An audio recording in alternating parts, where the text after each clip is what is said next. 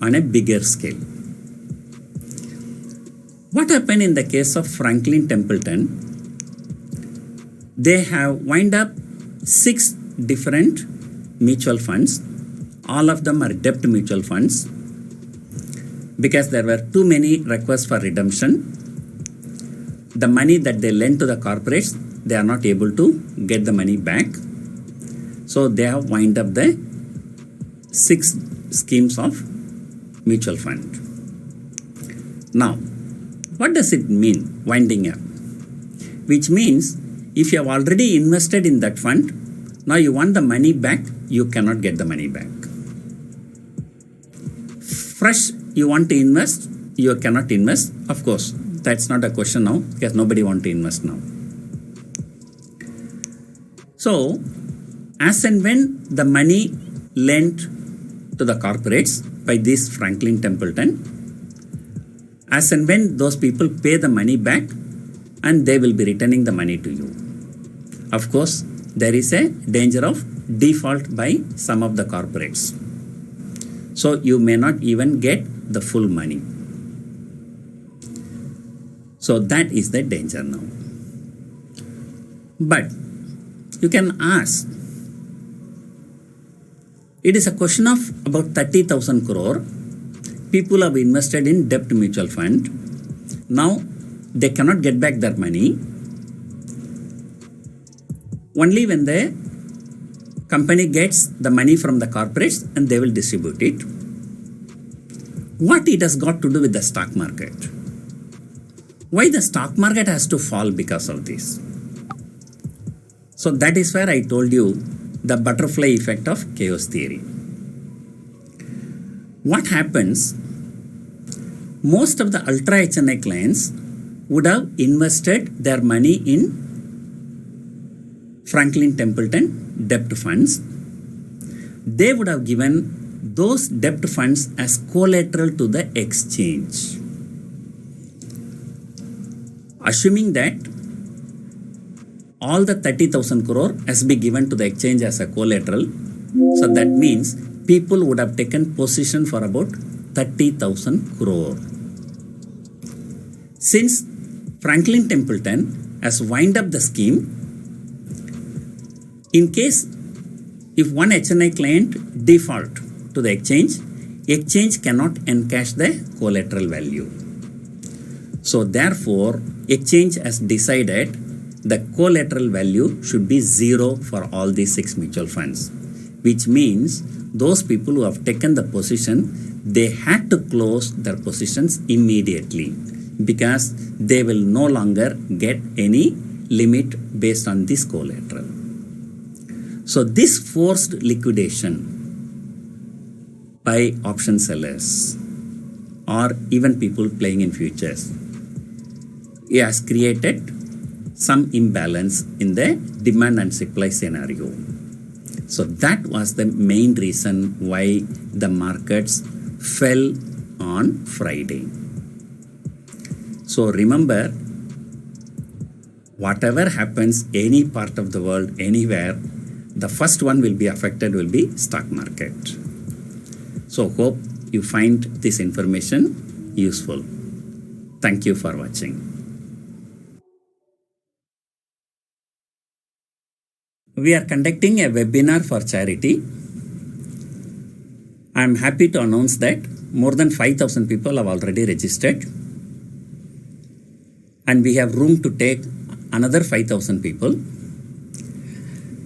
If you have not registered, click on the link in the description.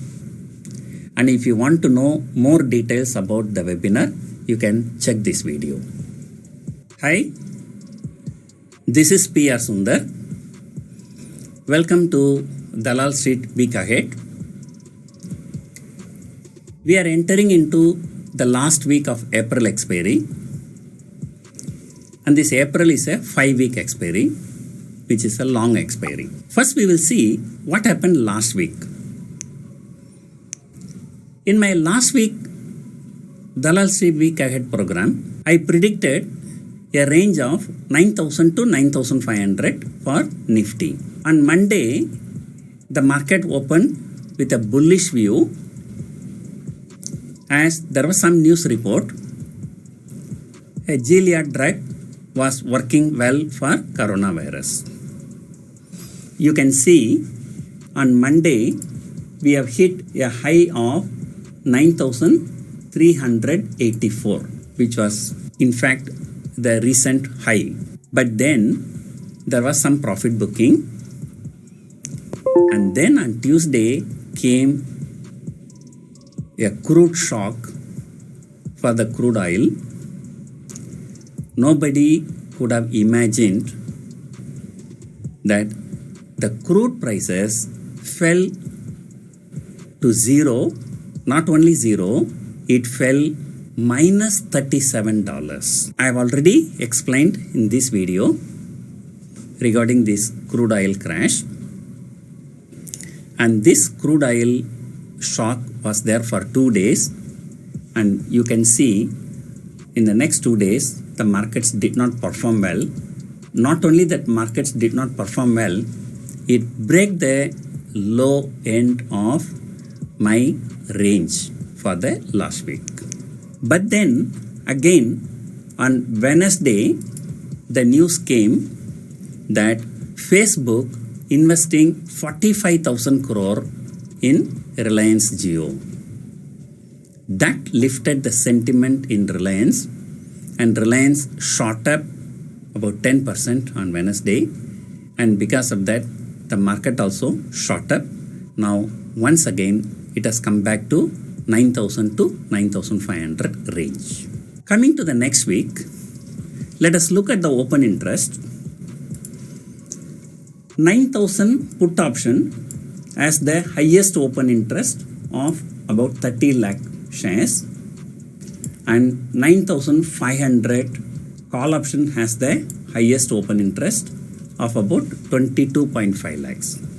Friday we expected some kind of announcement regarding the stimulus measures for industries, as there was a meeting by Prime Minister with financial officials. But nothing has come out. So because of that, once again the market might be going for consolidation. My view for this week is also the same. The markets are likely to consolidate between 9,000 and 9,500. However, Nifty has a resistance between 9,300 and 9,400. It has tested this region 3 or 4 times in the last 1 or 2 weeks. Every time it is going closer to 9,400, the selling happens. In case if Nifty crosses 9,400 along with a good volume, along with some positive news flow, then markets are likely to break out of this range. In that case, not necessarily for this week, but within next few weeks, we can expect Nifty to test 10,000. But the probability of breakout in this week may not be very high, as there is no positive news flow so far. Coming back to earnings, Monday, IndusInd Bank will be declaring the results. Last time, I have put a video for Infosys earnings trade. If you have not watched it, you can watch it here, Infosys earnings trade. And similarly, I may come out with one video for IndusInd Bank. IndusInd Bank is a high volatile stock, and my strategy should work well. Then again on Tuesday, Axis Bank will be declaring the results. But usually Axis Bank will declare results after the market hours, whereas IndusInd Bank will be declaring the results during the market hours. So Axis Bank results on Tuesday will be reflected in the market only on Wednesday. Again on Thursday, Hindustan Unilever will be declaring the results. Since Hindustan Unilever has been outperforming the market for the last few months, in fact, when Nifty fell 30-40%, Hindustan Unilever hit 52-week high. So therefore, there can be no room for any disappointment. If the results are not good, not up to the street expectation, still Hindustan Unilever may fall. Since this is towards the end of the month, so there are no economic data due. So the markets will be usually tracking the global cues, FII buy and sell figures, rupee movement and crude oil movement, etc. Yesterday, US markets were up. On Friday, US markets were up. On Monday, Asian markets are likely to open higher, and Nifty is also likely to open with some positive bias. Whether the momentum will sustain or not, we have to see. So once again, my view for coming week is Nifty should be trading between 9,000 and 9,500. Thank you for watching.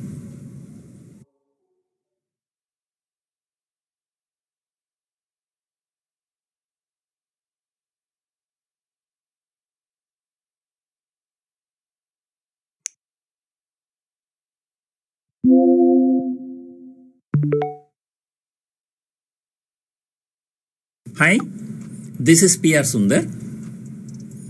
Many times in my tweet and blog, I mentioned that FIIs are having 40% long position, 60% short position kind of things. And many people ask me, from where do I get the data? I just reply them very simple. Why do you want to reinvent the wheel? You just watch the CNBC channel in the morning and they come there and they tell you what is the percentage of long position or short position they have. So that's a very simple way of learning things. But however, for the people who are so enthusiastic to know where to get this data ourselves, I'm going to show you from where you can get this data. You go to nseindia.com and you go to products and equity derivatives. Here you can see what is the number of contracts traded, what is the total turnover, and all kinds of data. There you click current market report and view all daily report. So this is the daily report for Wednesday's trading, and this is the report for today's trading. Here you can see the span files. Okay, you can see the haircut for approved securities, haircut for mutual funds, security in ban period, BOV copy, NSE open interest, combined open interest, and BOV copy, client's position greater than or equal to 3% of the stock market wide position limit, participant wise trading volume. Okay, so what we want, participant wise open interest, because we are interested to knowing FII's open position. So you click this and a file will be downloading, and open that file, and I'll make it bigger for you to see clearly.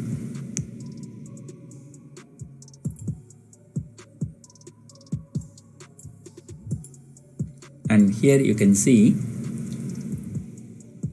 client DAI FII Pro.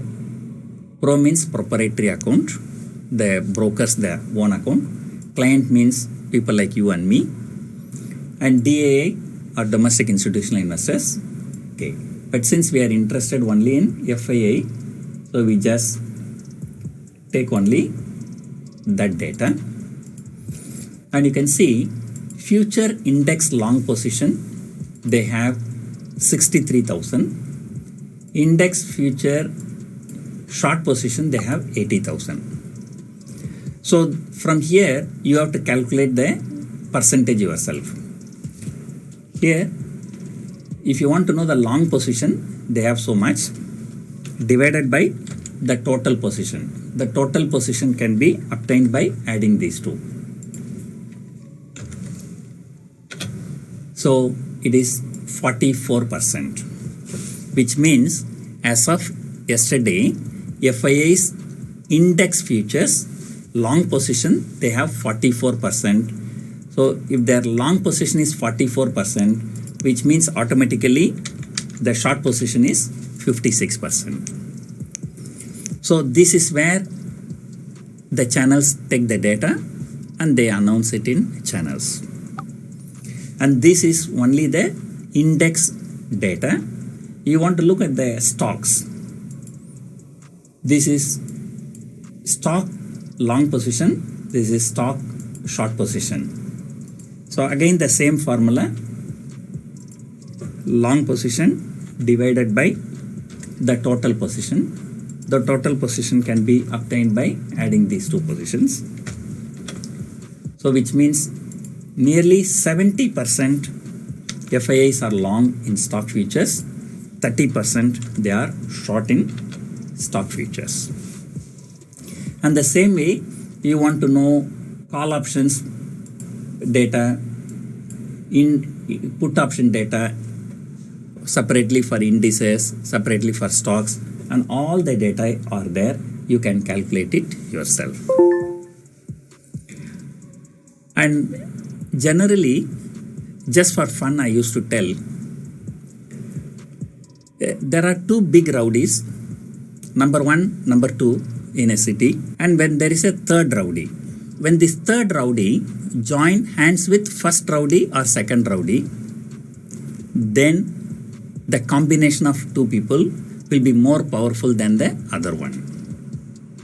Let us say you are a number 3 rowdy, you join with the number 1 rowdy, then 1 plus 3 becomes much stronger than number 2. Similarly, in stock market, FIIs are big people, DIIs are also big people. What happens most of the time, retail people join with FIIs, then this FII and retail put together, they become more powerful. So that is why most of the time retail people are interested in knowing what FIIs are doing in futures and options market. And accordingly, they take their decision.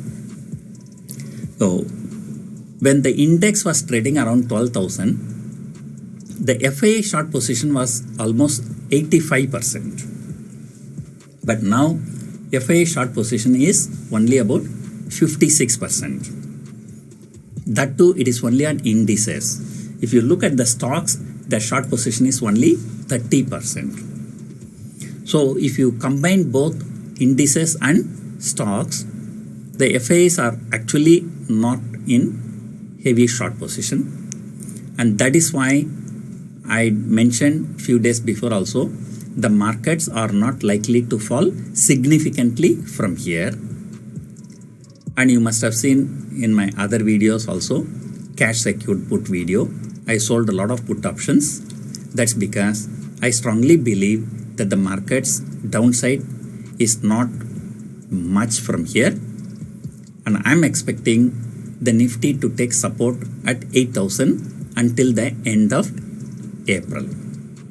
So hope this video helps you. Thank you for watching.